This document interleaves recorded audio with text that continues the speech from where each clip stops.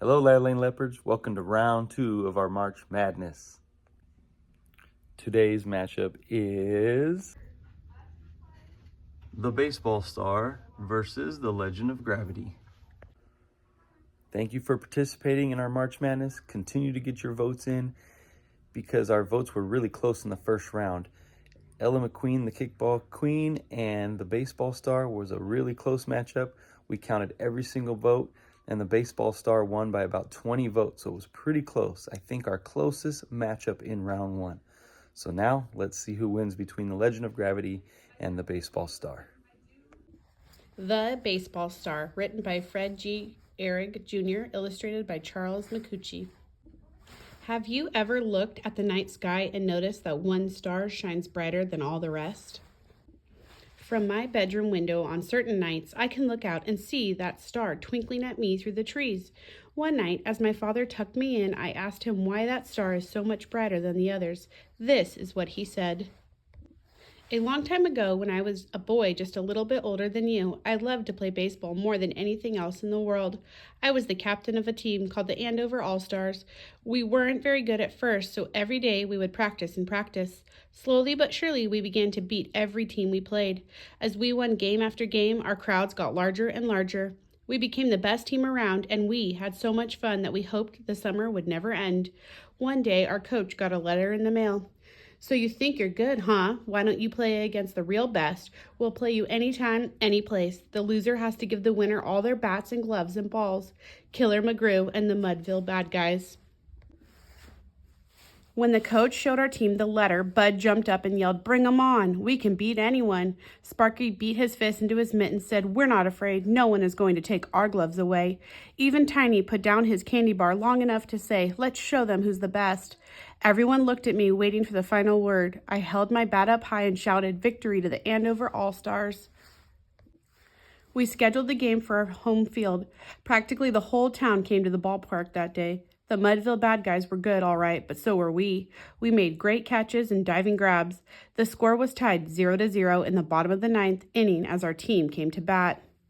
Their pitcher looked pretty tired. Sparky was up first. He hit a long fly ball deep to left field. The left fielder caught the ball before it sailed over the fence. 1 out. Then Tiny hit a screaming line drive. The shortstop dived to his left and grabbed the ball. 2 outs. Now it was my turn to hit, but before I could get to the plate, their pitcher was taken out of the game. The crowd buzzed, trying to figure out what was going on. Suddenly, a hush fell over the ballpark.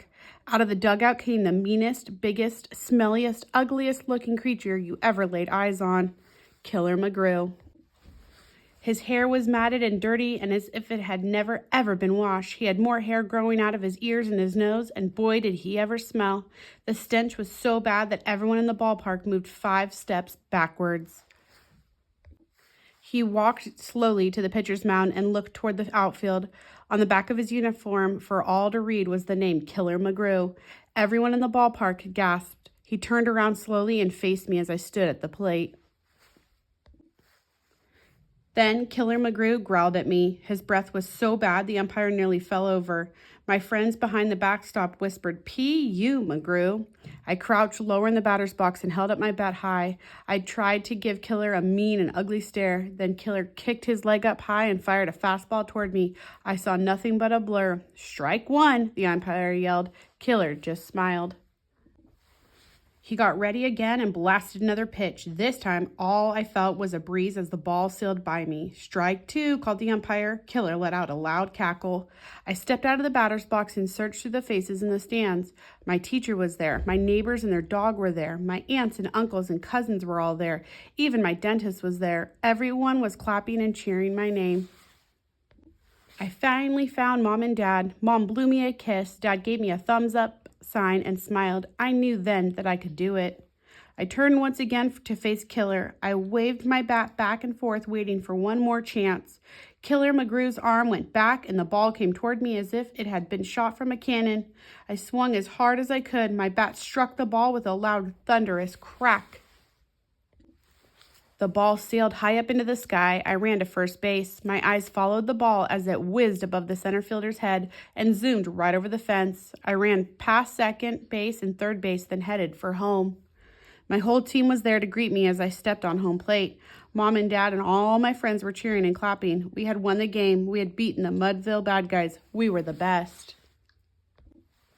Suddenly, the entire ballpark became silent. Nobody moved. I looked around to see what was wrong. Tiny yelled, "Run! Let's get out of here!" Everyone began to scream. The ground began to shake. I turned around, and there I saw Killer McGrew headed straight toward me. I stood at home plate alone. I stared right back at Killer. As he slowly approached, he finally stopped right in front of me. I looked up at him. He raised his big right hand, pointed to the sky, and said, "Nice hit." I gazed at the sky. Sure enough, there was my ball streaking right through the clouds. It headed straight toward the sun, and it kept right on going. My father paused and looked out the window. The ball never did come down. That bright star sun is my home run, still traveling in outer space. I looked at my father in amazement as he tucked me in and kissed me goodnight. "But Dad," I said, "if that story is really true, how did all those other stars get into the sky?" My father looked at me and winked, and with a twinkle in his eye, he whispered, "Batting practice." Today I'm reading The Legend of Gravity, A Tall Basketball Tale by Charlie Palmer. I've heard you young folks talking about who is the best basketball player to ever grace the court. Like that King James someone or other. He's not too shabby. But have you ever heard of gravity? No, not gravity, the centripetal force pulling us to the center of the earth. I'm talking about gravity, the greatest ball player to ever lace up a pair of sneakers. Never heard of him? Well, pull up a chair and let me bend your ear for a minute with the legend of gravity.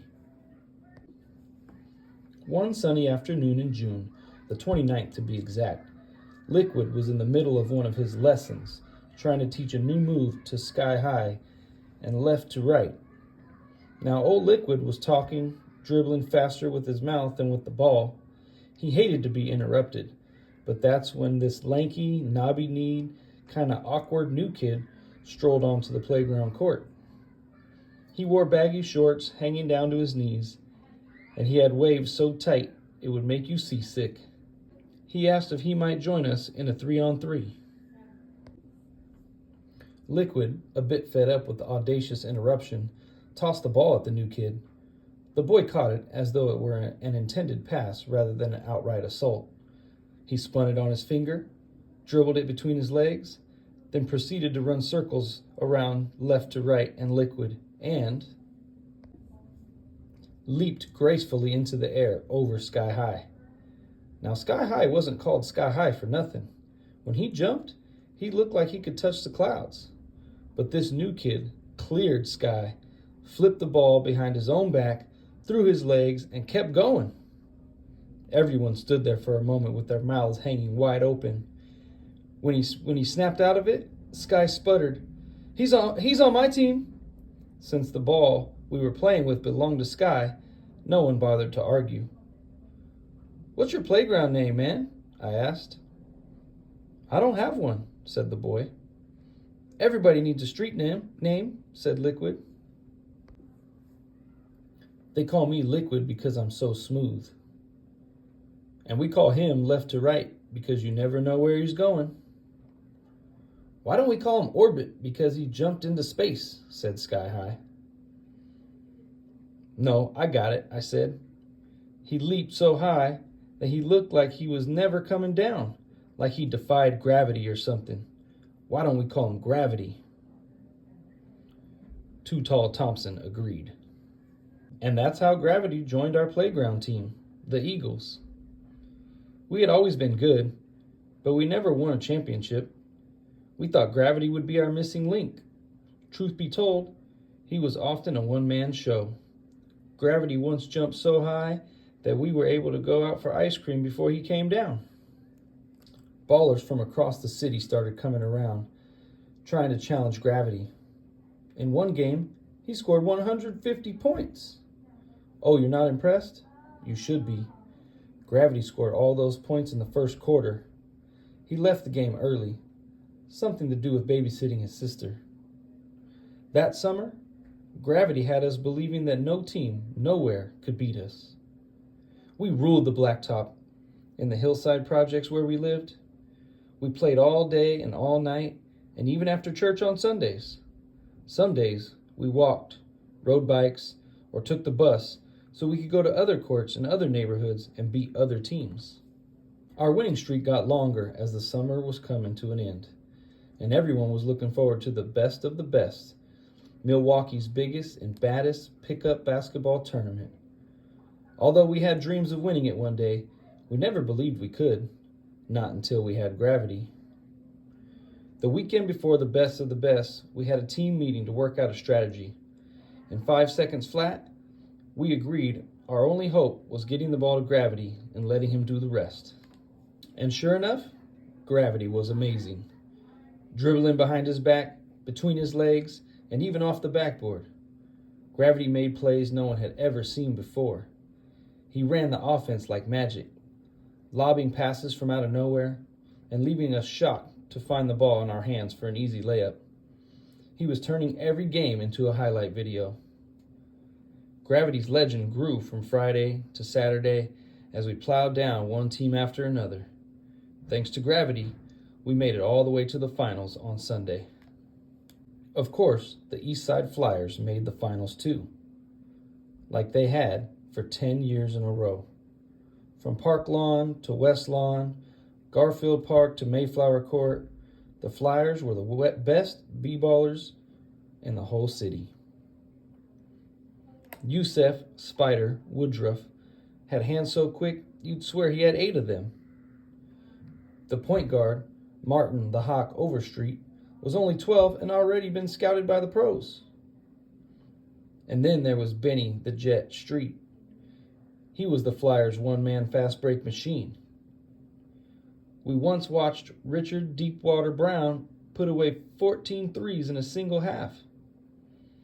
Their center, Lyle the Giant Harris, stood 6 feet 7 inches tall. On game day, it seemed the whole city had come to watch. The Flyers formed a circle, piled their hands on top of one another, and said, 1, 2, 3, victory! We were so intimidated, we decided to do the same. So we huddled up on the sideline and said our obvious, 1, 2, 3, gravity! At first, the Flyers matched us point for point. As I went for a layup, Lyle the Giant slapped my shot into the opposite direction, and the Jet scored 2 points with a short jumper. On our next trip down to the court, left to right tried to fake a pass to me, but the Spider stole the ball and scooped past it to the Jet for another jumper that dropped through the net with a swish. The next time we got the ball, Gravity decided to take control.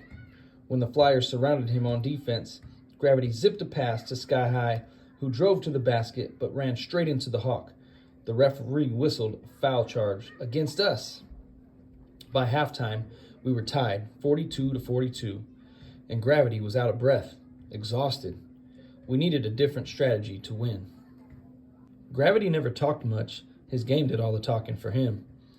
But what he said to us that day not only changed the game, it changed our lives. I can't win this game, Gravity said, but we can. He looked at Liquid and said, man, you flow like water.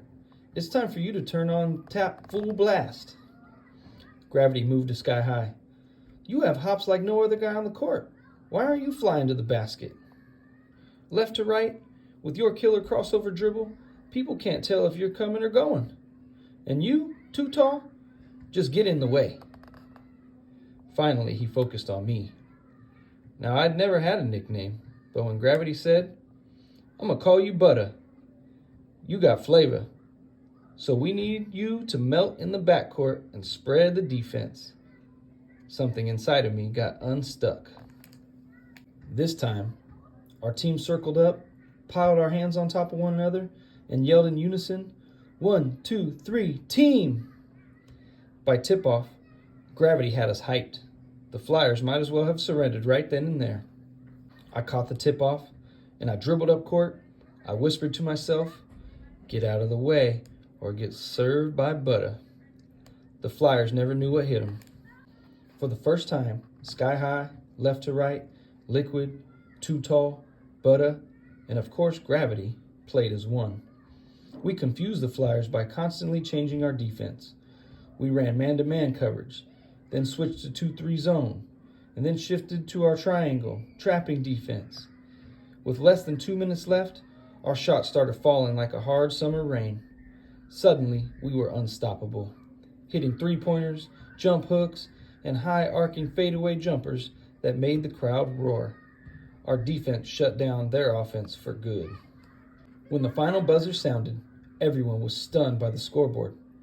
We had beaten the Flyers by 17 points. There was no doubt that Gravity was the most valuable player that day, maybe ever. But he insisted that we all share the championship trophy, passing it from teammate to teammate. 25 years later, we still do. I hope you enjoyed both books. Don't forget to vote.